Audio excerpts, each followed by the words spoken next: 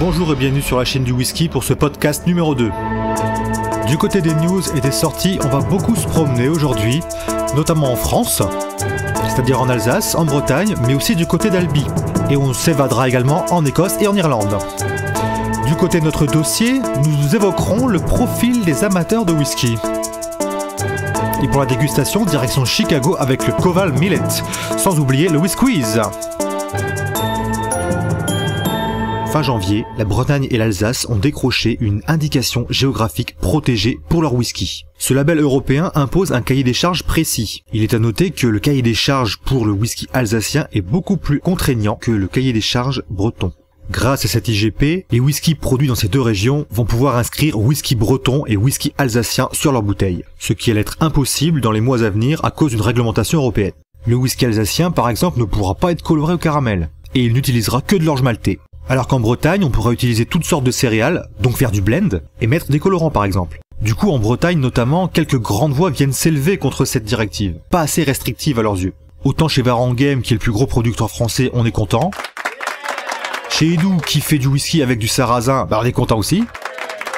Autant chez Glenarmor et chez Cairilis, où on fait que du single malt, on n'est pas si content. Oui, on a bien compris, je crois. Jardonnay de Glenarmor argumente sur Facebook en disant que la notion de terroir n'est pas vraiment valable pour le whisky. Notion de terroir qui est avancée dans le cahier des charges. Et il faut savoir également que ce fameux cahier des charges précise que les whiskies bretons ont des caractéristiques communes. Personnellement, je suis en profond désaccord avec cette affirmation. Chacun a son identité. Entre chez Varangem, où on utilise des fûts construits par un des derniers tonneliers de France, fûts de chêne neuf, français, entre la distillerie des Menhirs, où avec le Edou, on a un whisky fabriqué à partir de blé noir, et chez Glenarmor, où on mélange 2 fûts au maximum, avec des fûts spéciaux, marqués par la mer. Il n'y a pas beaucoup de points communs en réalité. Et c'est en ça que le whisky breton est riche. Enfin, le whisky fabriqué en Bretagne, dirait Jardonnay. On parlait de whisky de Bretagne et de whisky alsacien. Eh bien, sachez qu'il y a un nouveau venu sur la scène du whisky français, en provenance d'Albi. Il s'agit de Villanova, produit par la distillerie Castan. Le domaine Castan, qui est une IGP lui aussi d'ailleurs, produit des vins bio. Et il y a quelques années donc, ils ont décidé de se mettre au whisky. Le truc c'est que l'orge pousse très mal dans la région d'Albi. Du coup, l'orge, bio toujours, est importée du nord de la France et de Belgique. Pour le reste, tout est fait sur place. Sur le site de chez Castan, on indique que le premier whisky a été entonné en 2010. Est-ce qu'on a donc affaire à un 5 ans ?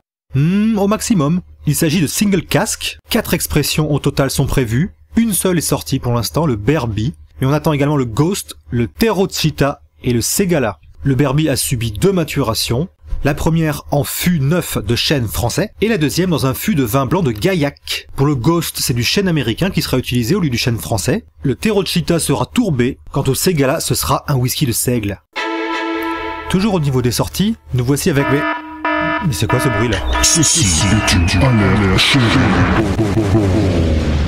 Beaucoup d'amateurs de whisky sont à la recherche de la prochaine Cherry Bomb. Cette fois-ci, c'est Springbank qui nous sort un 17 ans Cherrywood. Cela vient tout juste de sortir, je n'ai pas eu l'occasion de goûter, mais sur le papier, effectivement, il a tout d'une Cherry Bomb. Toutes les caractéristiques sont là. L'âge, le type de fût, 100% de la maturation a eu lieu dans des fûts de sherry, et un titre de 52,3 degrés, ce qui va porter haut et fort les arômes. 9120 bouteilles sont disponibles, à mon avis un peu moins depuis le 2 février, date de la sortie.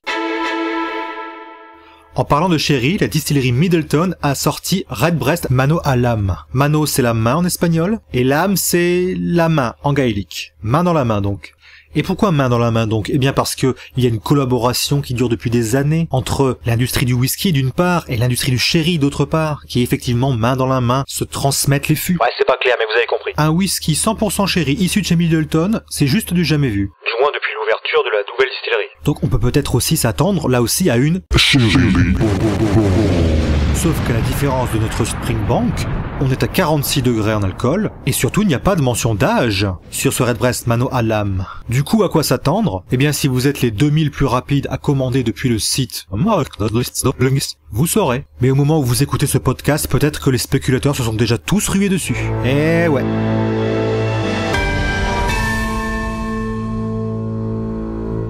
C'est l'heure du dossier.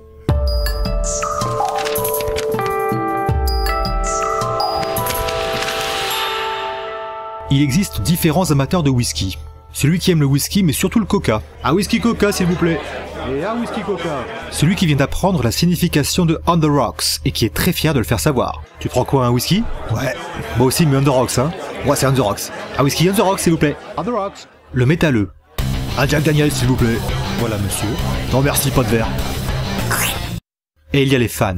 Une touche sensuelle de miel avec la vivacité de la bruyère qui vient contrebalancer le feu de la tourbe.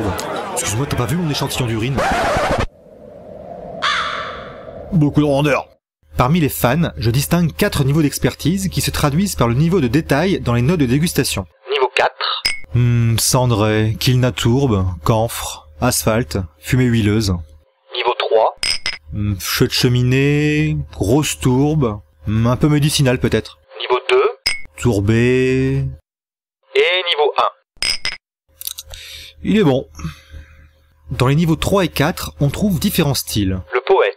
Les embruns fougueux qui ont fouetté les murs du chai ont conféré à l'eau de vie de subtiles notes salées qui cèdent le pas à toute la virilité du coup de pelle qui exhuma la tourbe, laquelle embrasa le feu dont les volutes embaumèrent l'air de maltage. Le mec précis. Là, on a un vâté de malt avec clairement un fort pourcentage de malt des Highlands, Highlands du Nord même, vieilli en chêne pédonculé, Quercus robur. Tu sais, l'arbre à feuillage caduc originaire des régions tempérées d'Europe appartenant à la famille des Fagacées. En chêne européen, voilà. T'as des fûts de 87, 88, 89 et 92 principalement, ouais, en gros quoi. Le botaniste. Chèvrefeuille, fleurs capiteuses, iris, lavande, de la bruyère, le genre monospécifique Caluna, pas l'Erica. Hibiscus etruriam. Bon, hibiscus de Toscane, restons simples. Par contre, on était vraiment obligé de venir en forêt la nuit pour faire cette interview. Et le chimiste. Très bon sur les whisky tourbés. Indice de réfraction de 1,3, 1,35. Entre 30 et 40 ppm en phénol, camphre, naphtaline, créosote, un composé soufré issu de la distillation, là. La 2-heptanone qui donne cette odeur de clou de girofle. Non, excuse-moi, autant pour moi, c'est de l'eugénol. Enfin, on a l'authentique expert qui arrive à retransmettre toute la richesse de ce qu'il ressent avec un minimum de mots parfaitement choisis. Ouais.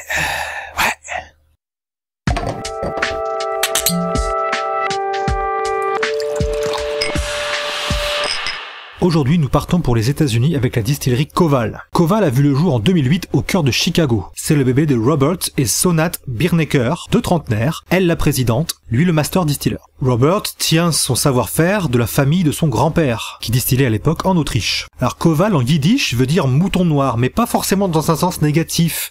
Plutôt le sens du pionnier, celui qui va aller sur un terrain nouveau, là où personne ne s'est aventuré. Le trait d'union des whisky Koval, c'est qu'ils sont 1. fabriqués à partir de céréales bio, 2. des single barrels, C'est-à-dire fût de chêne américain, carbonisé de 30 gallons, soit un peu plus de 110 litres. techniquement c'est pas vraiment des barrels d'ailleurs, qui ont plutôt 200 litres de capacité. C'est à peine plus gros qu'un quarter cask de 80 litres. Et 3. Ce sont des whisky cachers. Ce qui est assez original. Ils utilisent le même alambic En tout cas la même marque qu'à la Blue Ridge Distillery. que vous avez peut-être vu dans l'épisode 36. Chez Koval, on fait des liqueurs aussi, on fait d'autres eaux de vie, mais si on se concentre sur le whisky, il y a 6 expressions. J'ai eu un CDD pour compter dans un micro. Eh ben vas-y alors. En 1. Il y a un bourbon, En 2. il y a un rye, un whisky de seigle donc, En 3. il y a un white rye, c'est-à-dire un whisky de seigle non vieilli, directement issu de l'alambic, En 4. un oat, c'est-à-dire un whisky d'avoine, ce qui est très rare sur le marché, En 5.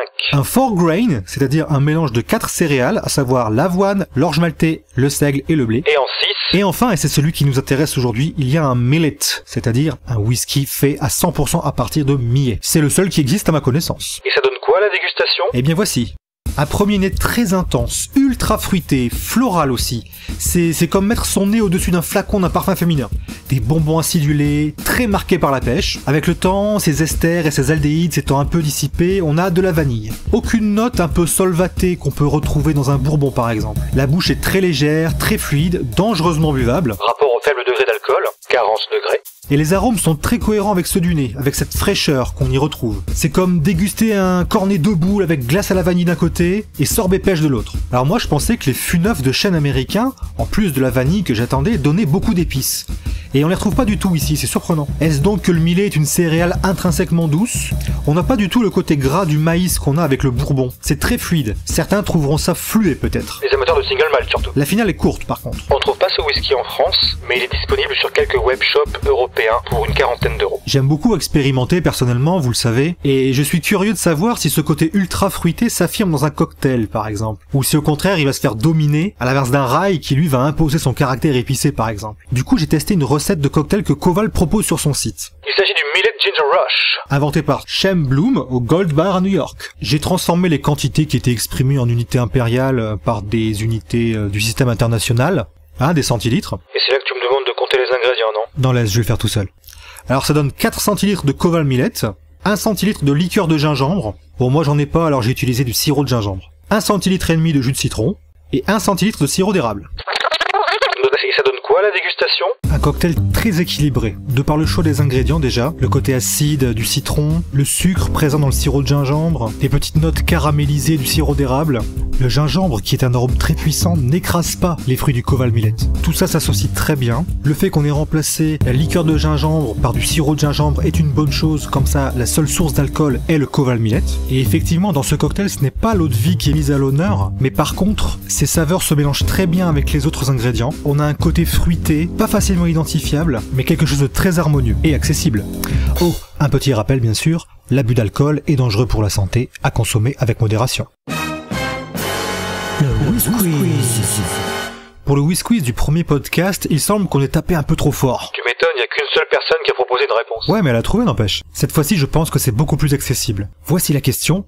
Quelle appellation est donnée à un whisky vieilli dans des fûts ayant contenu du Porto? Portwood ne sera pas accepté. Postez vos réponses sur Facebook, dans les commentaires de la vidéo sur YouTube ou sur SoundCloud. À bientôt pour un prochain épisode.